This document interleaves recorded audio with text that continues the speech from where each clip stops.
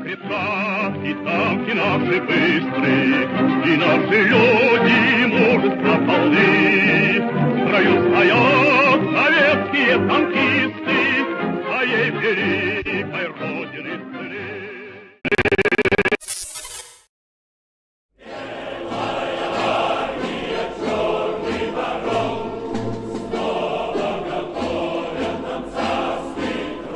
Beleza.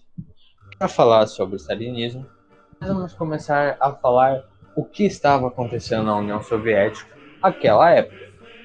Bem, como todos sabem, ocorreu a famosa Revolução Russa de 1917 e de 1917 a 1920 ocorreu uma truculenta guerra civil na Rússia, o que fez com que muitas pessoas ficassem normalizadas com a violência e muitos ficassem traumatizados. Famílias desmoronando, pais tendo que ver seus filhos mortos, mães não tendo que dar aos seus filhos, a fome se alastrando, a miséria e a violência se tornando cada vez algo mais comum.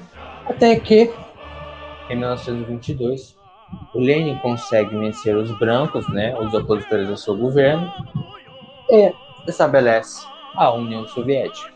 Porém, o tempo em que ficou no poder foi muito curto, de 1922 a 1924, quando ocorre sua morte. E nisso, a União Soviética ainda era bem agrária e tinha muitos problemas com o analfabetismo ainda, além de toda a destruturação e os traumas trazidos pela Guerra Civil. Até 1924, quem comandava o Partido Comunista era a classe intelectual comunista da Rússia. Os intelectuais debatiam, refletiam e tentavam imaginar o meio mais comunista que a União Soviética poderia ser. Os meios comunistas para levar a revolução não só da Rússia, mas para todo o mundo. Porém, a União Soviética estava completamente desgastada. E junto com a União Soviética estava o Partido Comunista. Nisso, o Stalin, um burocrata aparentemente qualquer, começa sua ascensão a partir de quando é nomeado como o secretário-geral do Partido Comunista. No início, parecia um cargo até que fantasioso, sem muita importância. Porém, com o tempo, notou-se que era um cargo extremamente estratégico, uma vez que o secretário-geral do Partido Comunista poderia escolher os cargos e quem fazia o que e em quando. Logo, Stalin conseguiu uma base de apoio muito sólida e, juntamente com os militares, após a morte de Lenin, derrubou o seu adversário, Trotsky, de fato, sucessor de Lenin. Quando Stalin assume o poder com a ajuda dos militares e uma elite burocrata russa, ele toma o poder e aí se firma como, de fato, o dirigente, o cara que controlava os rumos da União Soviética. A partir de então, Stalin começa a utilizar uma propaganda massiva e não poupa esforços para trazer à Rússia a industrialização e o progresso. Para isso, ele precisava arranjar dinheiro. Mas como um país afundado em dívidas e completamente desmoronado poderia conseguir dinheiro? Simples. Então a gente pegar toda a produção agrícola na Rússia e vender para o exterior. Espera, mas aí as pessoas não passariam carência e fome? Bem, é um preço a se pagar pelo progresso. Isso era o que os stalinistas pensavam à época. Não importa o indivíduo, o que importa é o coletivo. Se uma pessoa vai morrer para que no futuro o coletivo se saia bem, não há problema algum. E, nesse propósito, levantar dinheiro para uma campanha de industrialização, ocorre a chamada coletivização das terras, quando Stalin abole as novas políticas econômicas de Lenin e institui que não há mais propriedade privada na Rússia.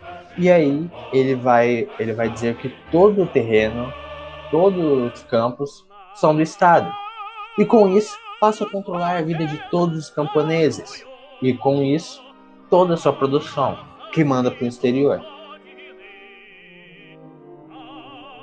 Stalin também, mas não ao mesmo tempo, fez um grande investimento na indústria de base, o que é basicamente a indústria que transforma matéria-prima, e diminuiu o investimento na indústria de bens de consumo, o que promoveu um grande desenvolvimento da URSS, a ponto de que pudesse competir futuramente com grandes potências como os Estados Unidos.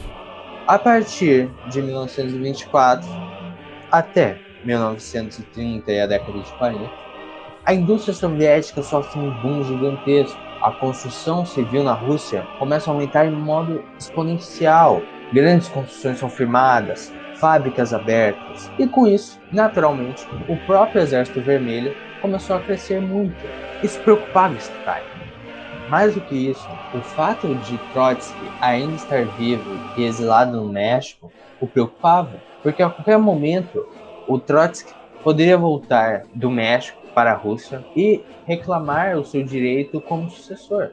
Então, para isso, os opositores deveriam morrer. E essa é uma ideia muito comum do stalinismo, que além de aumentar os direitos coletivos em detrimento dos individuais, há a crença de que expurgos e a violência é necessária para se ter controle, para se ter o caminho de fato comunista. Então, o Stalin vai começar a propagar grandes expurgos. Até então, pessoas morriam, opositores políticos eram presos. Porém, agora é uma escala completamente diferente que Stalin vai tomar. E vai começar a mandar gente para campos de concentração na Sibéria, vai começar a matar gente sem nenhum julgamento.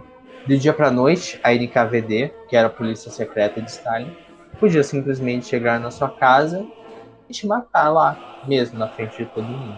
Ocorre além de um expurgo civil, muitos expurgos civis, ocorreu o Grande Expurgo, que foi quando vários militares foram sentenciados à morte ou a crimes, os quais na maioria eram ficcionais, sem sentido algum, que só serviam para diminuir a paranoia de Stalin. O Estado passa a controlar a vida de todos, tanto publicamente quanto no quesito privado, dentro dos seus casas. Havia muita espionagem e era comum vizinhos denunciarem uns aos outros, porque se dava recompensas a quem denunciasse um chamado, entre aspas, inimigo do povo. Então, ocorre todo esse terror, todo esse medo. As pessoas tinham medo de Stalin. Porém, Stalin vendo isso, ele vê que ele pode reverter a situação. Não é só bom ser temido. É bom ser, além de temido e respeitado, ser amado.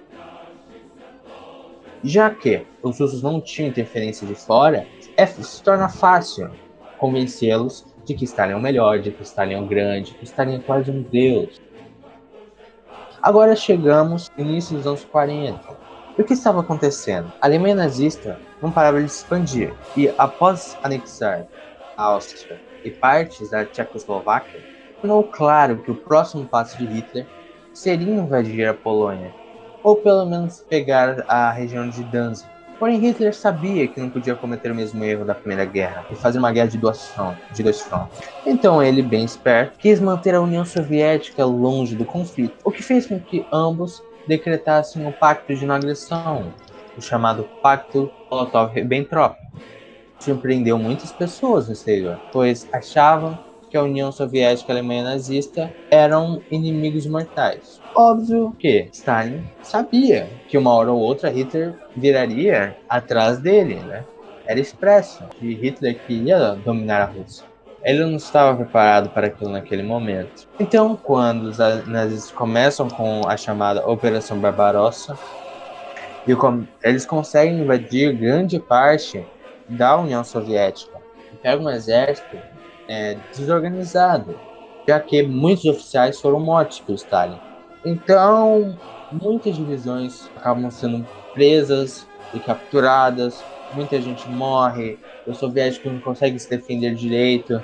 Então, rapidamente, o maquinário nazista chega às portas de Moscou. Quando eles chegam perto, o Stalin decreta o chamado, abre aspas, nenhum passo para trás, aspas. O que significava que a partir daquele momento, nenhum exército poderia recuar, pois, se caso fizesse, a União Soviética estaria em perigo e logo cairia. Então, com muita propaganda, com muito esforço, com muitas mortes, Stalin consegue parar o avanço nazista. Em 43, os nazistas começam um avanço para a região do Cáucaso, a fim de pegar o petróleo soviético e a aclamada cidade de Stalingrado. E quase conseguem. Porém, com uma forte defesa soviética, eles conseguem encurralar um dos principais exércitos alemães na região fazem com que um dos generais alemães se renda. No caso, o primeiro general a se render de fato aos soviéticos. E aí acontece a Batalha de Kursk, muito importante, uma vez que foi a maior batalha de tanques do mundo e saiu com a vitória soviética, que fez ele chegar em 1945 a Berlim, onde a capturaram. Depois que a Alemanha se rendeu e os aliados fizeram a divisão de toda a Europa, Stalin começa a reconstrução da União Soviética. E agora que a guerra estava vencida, Stalin passa a ser visto como um herói, um libertador, o cara que salvou a Europa, tanto dentro da União Soviética quanto fora da União Soviética. No fatídico ano de 1953, Stalin acaba morrendo. Nisso, corre um grande vácuo de poder, uma vez que Stalin não tinha um herdeiro, não tinha alguém para sucedê-lo. E assim, o partido começa uma crise no partido. E o partido, e os integrantes do partido, começam a colapsar, brigar entre si. Até que um deles se destaca, o Nikita Khrushchev, e com a ajuda dos militares, consegue tomar a posse. Isso o mesmo faz o processo de destalinização, que seria tirar Stalin da memória e dos corações soviéticos, tirando de monumentos, retratos, de todo lugar onde ele havia estampado o seu rosto. Stalin é a personificação daquele ditado: os fins justificam os meios.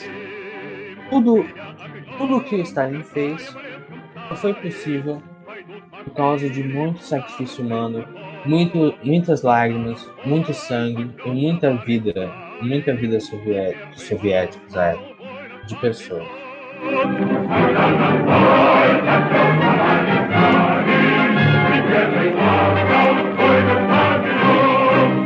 А если класса лезет враг матерый, он будет бить повсюду и везде. Тогда на что водители, стартеры и по лесам, по сопкам, по воде.